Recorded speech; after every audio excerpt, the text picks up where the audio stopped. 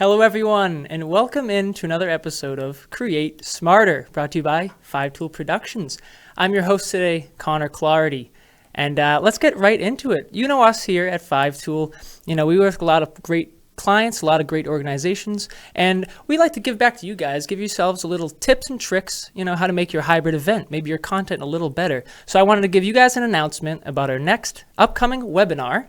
It is on February 22nd at 1 o'clock, and it's with our good friend Laura Austin from over at Evertrue.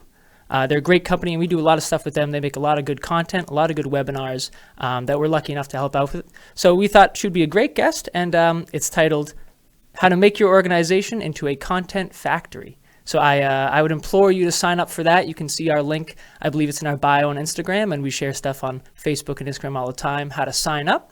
February 2nd at 1 o'clock, and I believe we have a little trailer, a little demo for you, so why don't we send it right over to that. The next tip, we want to talk about consistent branding. Yeah. So how do you think about branding when you're creating content? So I think the problem is a lot of people think of their brand as their logo, but really it's so much more than that. It's how does your audience see you? Are you fun? Are you playful? Everything that goes into that, apart from just the visual logo, the colors of your brand. Especially at Evertrue, we try to mix it up and we try to just have a lot of fun and show our brand personality. So one of the things I think that Evertrue does really well is that you guys know who you are, and I think that people come to expect a certain vibe from Evertrue content. Do you feel like you have that back and forth with customers and clients and just partners and people in the industry that you serve, that they have come to expect a certain personality and vibe from you guys? Totally, we get that feedback all the time. We used to, post-COVID, get it on the conference circuit. Everyone knew Brent for his purple pants. And so I always just try to approach it like, what's the purple pants?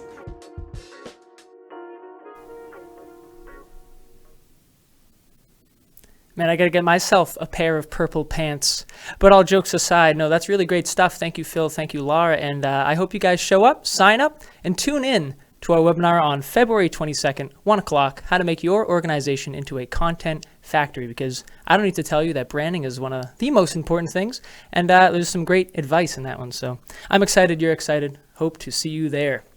Moving right along, though, up next is our guest interview segment. I know you guys love that when we have a friend come in and we talk to them about basically all things social media marketing, not just social media marketing, but marketing and content creation. This week, our pal Josh sat down with Chris Antonowich to talk about everything about social media marketing, and Chris even gives us his perspective on how kind of going viral on TikTok works, a little bit about the algorithm and how to kind of stay up on that type of social media platform. Chris was nice enough to join from from the basement of his coffee shop and record store. I believe it's Monument Records. Really cool place and a great interview. So why don't we send it right over to that, to our pal Josh. Thanks so much, Tyler. Really thrilled to be back here for another installment of our Create Smarter guest interview segment. This week, I am joined by Chris Antonovich. He's a local business owner of a couple different things, including Antonovich Consulting Collaborative and a bunch of other things that we'll get into this conversation talking about. But Chris, thanks so much for coming on the show, and welcome.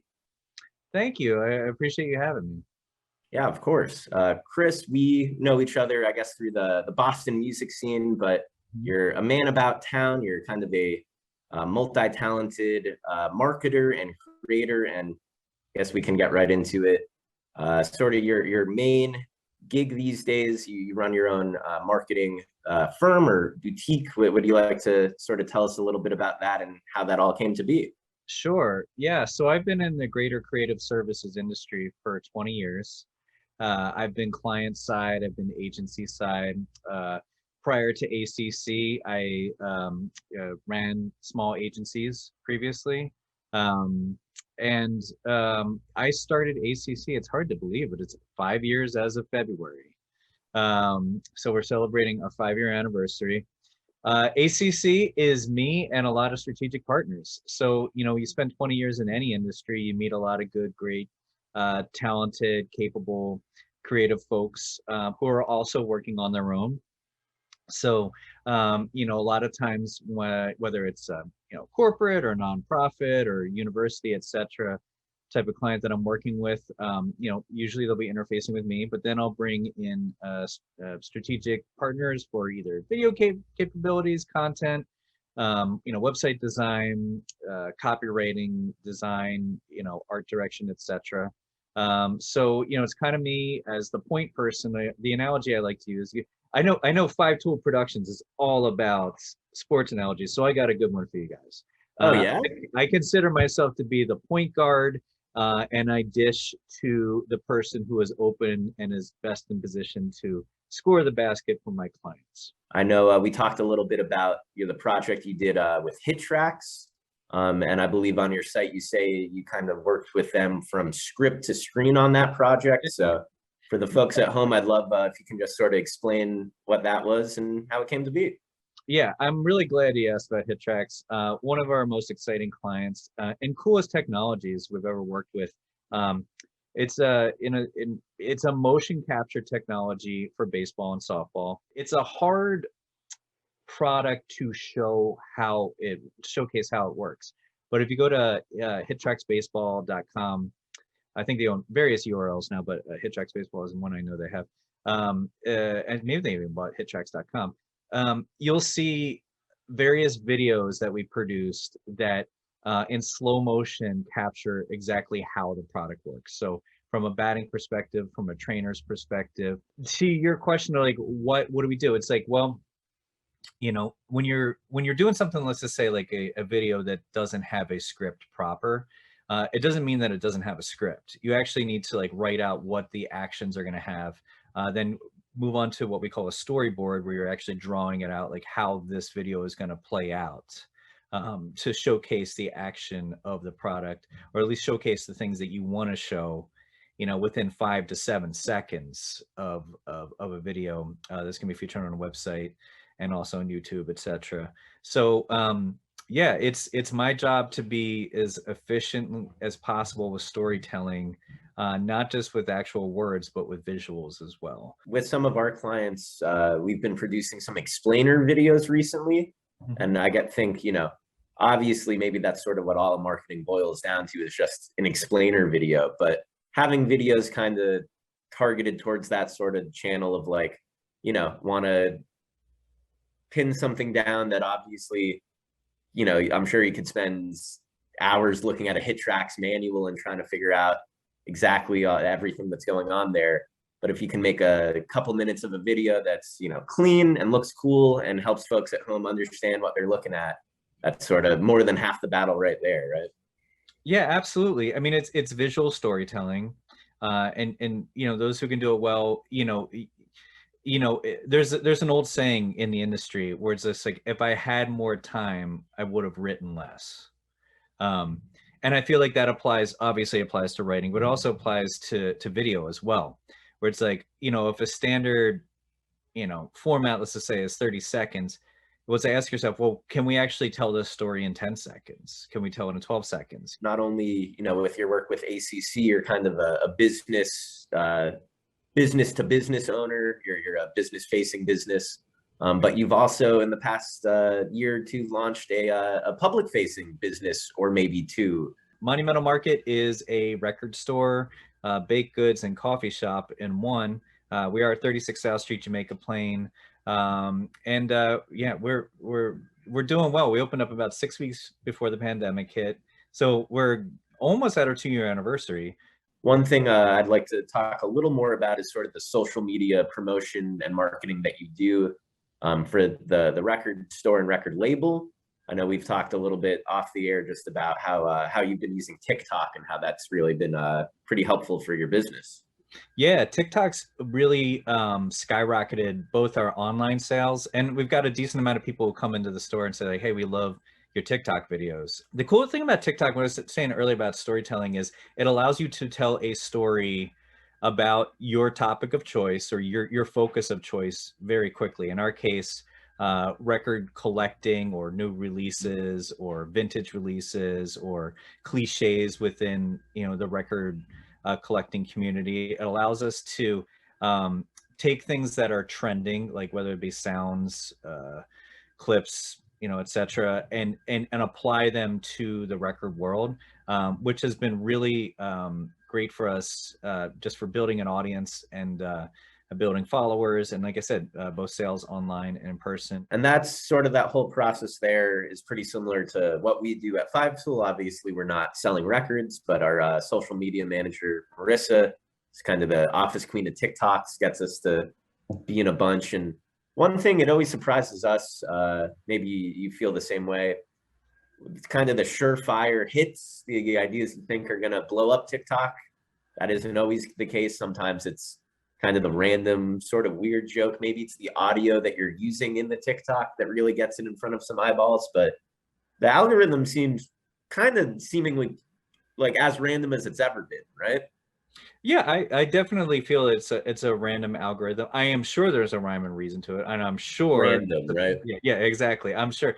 But what I find is it gives you just enough to keep you engaged. I'd say even more so than Instagram, for sure. I mean, like, whether it's like totally legit or not, I don't know. But it's kind of like the lottery, winning on the slot machine. You know what I mean? Like, where it's just like, you find a slot machine that makes you win just enough to keep going. I feel like, the TikTok algorithm is kind of similar, where it's just like, 1 in 10, starts to blow up a little bit, and it gets you like all excited and everything, and then like it dies down, but then you're like, maybe I should give it up, and then like another one hits. So I feel like it's kind of got that model. I'm not complaining about that. Like I'm at peace for like what that is.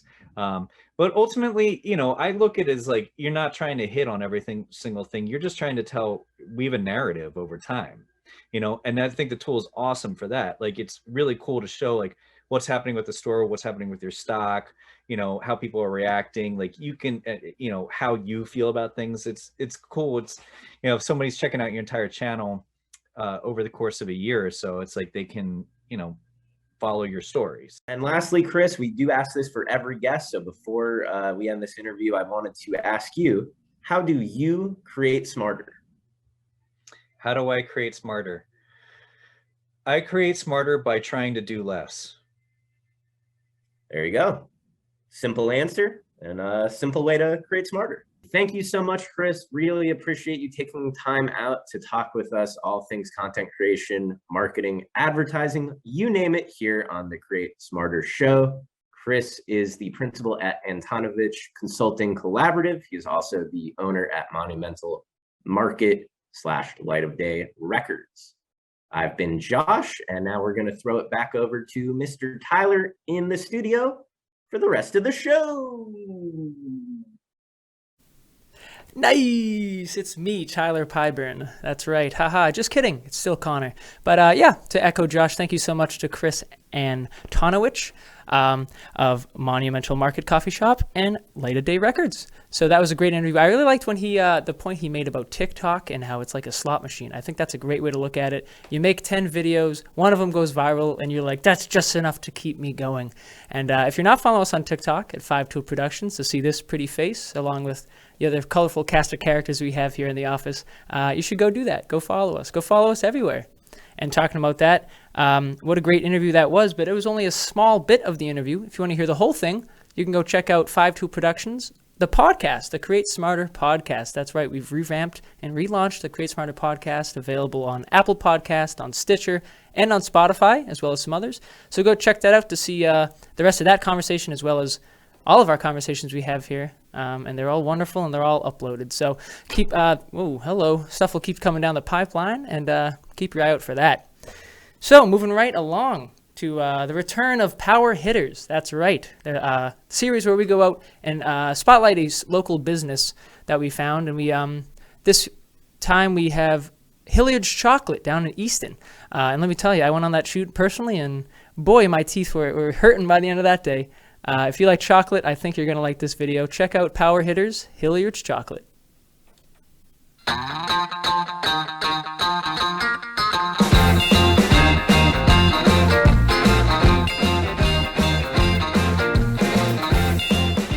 Hilliard's Chocolates is a family-run candy business that started in the early 1900s. My sister and I are fourth generation. We have 3 retail locations and we make all of our own chocolates and candy. Our great-grandparents, Pearlie and Jesse Hilliard, first started Hilliard's in 1924. Making candies and selling unique gifts in their shop. From there, they had a number of children who opened up 14 other locations, and our grandfather was one of them, Alan Hilliard. He bought this location in 1950 and opened it. This is our flagship store in Easton, and then from there, our parents took over in 1981. We've both been working here on and off since our teenage years, or on some days even younger. You know, when we were little, on candy cane days, would jump in and bend candy canes. But officially since we were teenagers, and we've had lots of different roles over the years. And now Erin's kids even jump in, you know, they've been doing that for years. But we really stepped up about a year ago. Our parents retired and we're running it now. It's good because, you know, we know the business very well and we've worked many different roles, but, you know, it's different stepping into the big feat, but the business is doing so well, so it's exciting. We've had the chance now to pivot our business and make it as safe as possible for people to shop. We've opened a takeout window. We offer curbside pickup so people can order ahead and just pick up ahead of time instead of coming in the store if they want. So, you know, now that that's evolved and people are out and about, people are just pouring in and shopping. Some of the changes we made, we actually are going to continue. They really worked for us and the customers. We created a takeout window for our ice cream, and we're going to continue that because customers love it. We've really worked on improving our website since so many more people are shopping now online. Once COVID hit and with the pickup orders, we realized like our small website now needs to be really big and really efficient and user-friendly for the customers. So we've been working on that for the past year, and we recently launched it, and it's really exciting and it's giving the customers a much better user-friendly experience for shopping online. Along with the website and marketing, we've needed a lot more photography. So it's pretty much taken my job as a part-time job to a full-time job. But I'm really proud that I can use my talent and area for the family business. The customers are amazing. Yeah, we have the best customers. Some of the customers are almost like family too to the employees because they come in every week. They bring their kids. They've been coming for generations, so I think that's what's really special. And I feel like we have pride in it because it's our families, but a lot of people in town, you know, they take pride in it as well. It's a part of their traditions and it's here in their town, and we just have a great community and they really support us. Well, the community is really important to us. You know, they're what keeps us going. When people in the community come to us with something special to them and a way to give back, we would love to take part in that. Our business is able to help other organizations raise money through our fundraising bars. People can buy our bars and sell them and make money for their organizations. So that makes us feel good as well that other people are able to give back through us.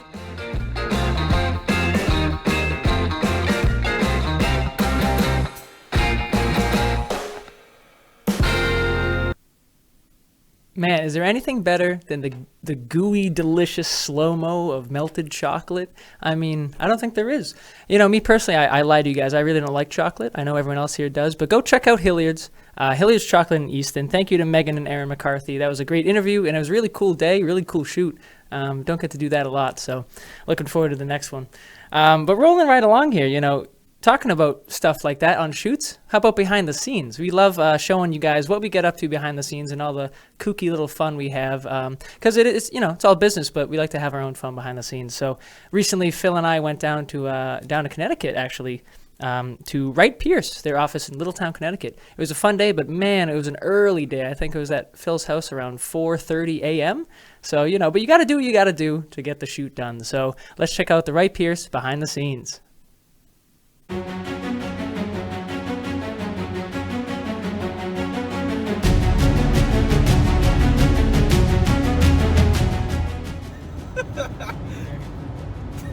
Pitch black. Sun's not up. Phil. Been going for a while. Connor.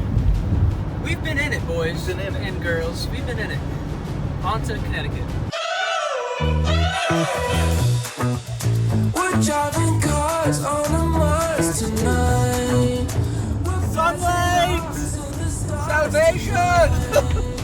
We wanna go, go. We wanna go. Oh, uh-oh!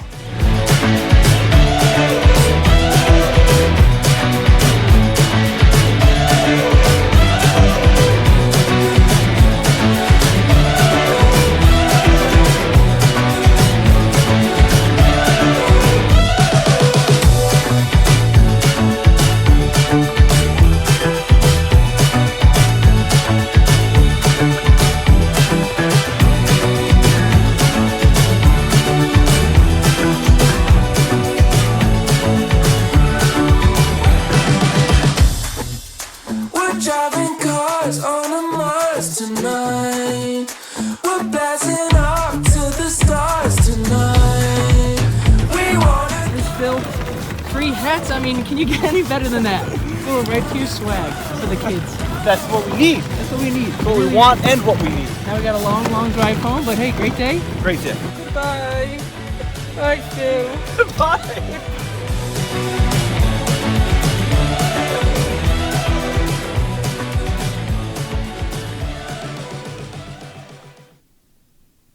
Oh, those kooky kids over at 5 Tool. We like to have fun here, and we hope you guys like those too. We like making those behind the scenes and showing you what we get up to, because it's pretty cool to see the final product, but also what goes on behind the scenes. Moving right along, though. Now it comes to our time for Create Smarter News. Our, every time we do Create Smarter, we like to show you guys, kind of keep you up to date in the tech and the news and the marketing industry. And this time I think it's actually me and Josh. I'm going to throw to myself. This will be fun. Me and Josh talking about Web 3.0 and, everyone's favorite three-lettered NFTs, profile pictures on Twitter, and a new kind of, blockchain thingy. So to tell you more, I'm going to throw it to myself and my good pal Josh. Create Smarter News, go!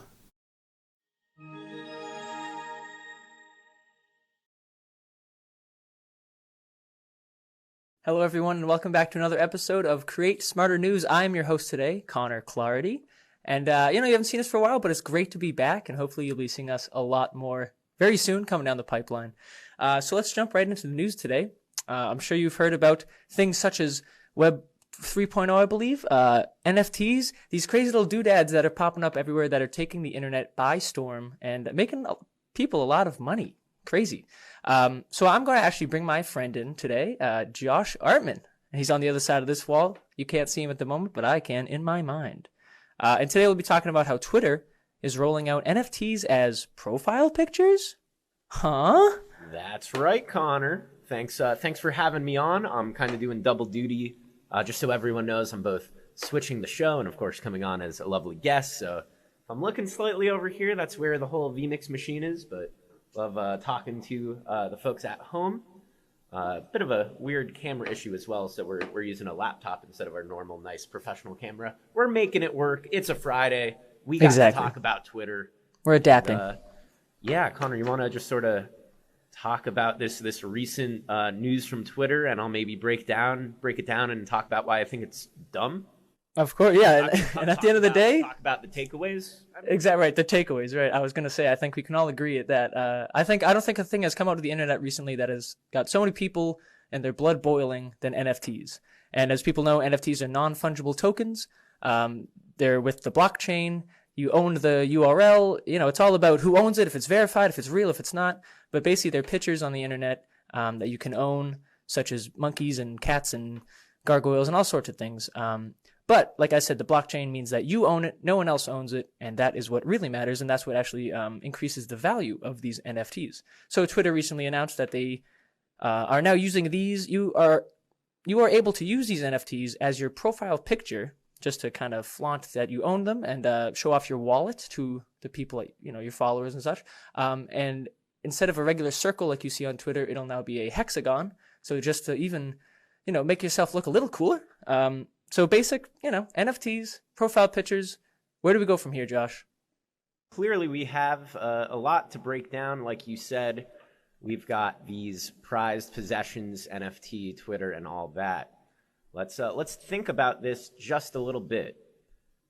Users on Twitter will be able to go into their Twitter accounts. Of course, this is only if they're Twitter Blue users. So that's another $3.99 a month. They're able to go onto their NFT wallets and kind of link it. However, I've heard some conflicting reports. You might actually not need to really own these items on the blockchain. It goes into your crypto wallet, but you can actually take an image, save it to your crypto wallet. It's not verified. It's not the one on the blockchain. But people are a little up in arms about how this is a whole NFT verification system that doesn't actually require you to own your NFTs. Yeah, and I feel like that's a big argument or a discussion in the NFT world in general is, if I'm on my phone and I see that Josh has just purchased an NFT for $20,000, something crazy like that, can't I just screenshot it and put it as my profile picture? What, and how do you know if you own it? Who knows who's the original, blockchain? It's all it's a lot of things that's way too over our heads to even understand. And so when you bring it to the, public like Twitter's doing, it might get a little overwhelming, and you get these NFT bros versus, you and I, the regular people. And so there's all this kind of, there was a lot of talk on Twitter, like you were saying, about the NFT community is actually upset that it's not even, need to be verified, that Twitter hasn't even set up things to make these things official, and you can still right click and save, your NFT. I can do that to you. So it's still a bit, the kinks need to be worked out. Definitely. One thing that we were talking about before the show that I think is pretty funny is you can actually kind of take a PNG, just regular, same way you do a profile picture. You can crop the corners out so it looks like a hexagon, then upload that as your regular profile picture. So there's a lot of ways to kind of make this whole thing silly. But yeah, at the end of the day, we were talking about why this matters to, folks in the digital field broadly. If Twitter's adding NFTs, even in kind of a botched, silly, pointless way, if Twitter's adding NFTs baked into their platform, you can just about guarantee they're not going anywhere. Whether we like it or not, Web 3.0 is here.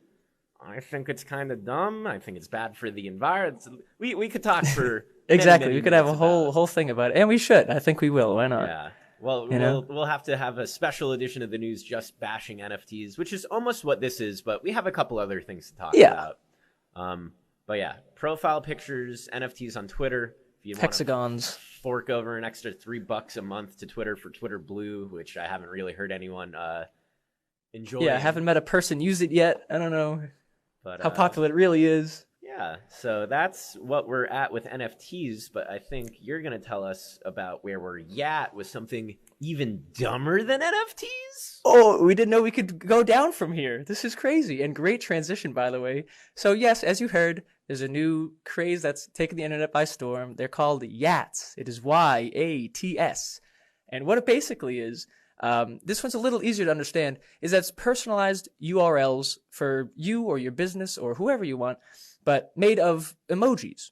So, not crazy, not out of the, left field, but let's say, like if you look down yonder, bring that back up, down here. If I was to make a YAT for myself, I would be, y.at/soccer snake motorcycle. Because if you know me, I love soccer, I have a snake, and I ride a motorcycle. So really, it makes a lot of sense. But then you get into the actual purchasing and creation of these things, and some of them are going for, unheard of amounts, like $30,000, $60,000, $200,000 for, an emoji of a rocket ship and a moon. So it's like these things are hopping on trends, they're hopping on memes, and people out there are making money, just like everything else nowadays. And a lot of things are, people are buying them up now. Someone might put $1 billion into it, make 500 YATs, so that in the future, someone who's like, man, I need these couple emojis. Oh, Connor has it. Now I have to go buy it from Connor so I can have it. And so then we get back into the whole blockchain, back into NFTs, and it all goes crazy again. So Josh, why don't you want to tell us a little bit about YATs and what you've kind of found in your research? Yeah, so I discovered YATs, I think, on your couch last night, Connor. And I was so mad. I was not having a good time. No, enraged. Yes, because I I guess they launched over the summer, kind of cashing in on the general NFT trend, you know. It's basically just taking, hey, bitlinks, custom domains, URL shorteners, that's a thing. How do we make those more like NFTs? Yeah, because that's what we needed. Yeah, exactly. We need more things that are like NFTs. You can see with this first image here, they were showing off some of their higher value yachts that sold. And you see here, these are 2 emoji combinations. So I'm sure right at the start of it, they said, hey, you know, these are super scarce yachts. 5 years from now, yachts are going to be 10 emojis long. You want to get that premium yacht, only 2. And, you know, maybe this is just still, we're in the middle of the Bitcoin bubble. People have a lot of disposable cryptocurrency that they didn't think they would have, or maybe GameStop stock, who knows? But people are just kind of spending money on silly things. And like we said, Connor, it would be $150. We did some research last night. Yep. Soccer ball snake motorcycle would be $150. We tried a couple others, $130. And I don't, you know, I see the appeal as someone who runs an Instagram account with a link.tree, you know, link in bio. Yeah, Linktree, Bitly, like you're saying. It's kind of nice to have like, oh, it's a little thing. And I guess I could see someone being like, oh, this guy has y.at/record music note microphone. I should check out his radio show. That sounds awesome. You bring up a good point of, you know, like you said, personalizing it to yourself. Rappers like Lil Wayne and Wiz Khalifa made their own, now their Twitter bios are yachts. So as you can see, it is breaking into the pop culture, mainstream media, and these people who are worth billions of dollars, go for it. You know, you guys can buy all the yachts you want. I'll keep it to them, you know, but for you and I don't see this coming to, you know, a household name anytime soon. Well, don't worry, Connor. There's also rhythm scores built into the platform. Oh, good. That tell you how good your combination of yachts is. So there's clearly a lot of silly stuff afoot here. I think NFTs, unfortunately, are here to stay. I think the jury is still out on yachts. We'll have to see where we're at on that. Where we at? But Web 3.0, it's here. It's exactly weird. There's people trying to tell you that things are super valuable and you got to invest in this ecosystem or else you'll be kicking yourself for the next 20 years. Yep. So it's really easy to get lost in the radio static. But I think, you know, generally you got to embrace the new stuff. You got to kind of learn how to adapt to it and use it for yourself and use it for your business or your event or whatever it is out there that you're using it for. And like Josh said, it's not going anywhere anytime soon. So, and aren't we so lucky for that? Yes, sir. Well, I think I've complained about Web 3.0 enough, so I'm just gonna pass it back to you, Mr. Connor. Thanks for having me on the show. Yeah. Hey, Bye-bye. It was my pleasure. Thank you, Josh. And thank you guys for watching. Thank you for tuning in. You know, we always appreciate and enjoy you guys leaving comments, leaving likes, you know, following us on all our different platforms at 5 Tool Productions. And like I said at the beginning, hopefully you'll see us a lot more. Create Smarter News. Look out for new podcasts coming out. We have a special announcement coming up about that. And that's it for us today. Again, I'm Connor Clarity. This is Create Smarter News. Thank you so much for watching. See you next time.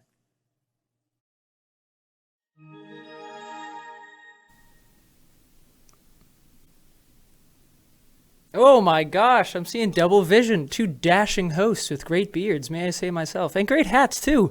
Shout out to Wright-Pierce, 75 years. Love you guys.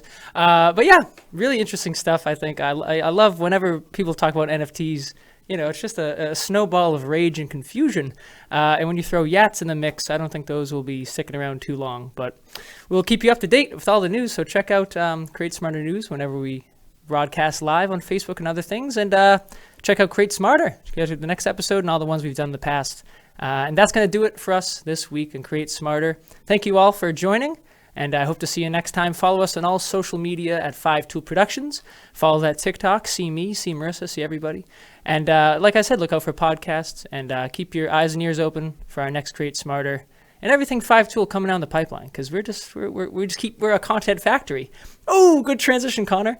Don't forget about our webinar on February 22nd at 1 o'clock with Laura Austin from Evertrue, how to make your organization into a content factory. So that'll do it for me. Thank you, Josh. Thank you, Abby. Thank you, everybody. And thank you, 5 Tool Productions.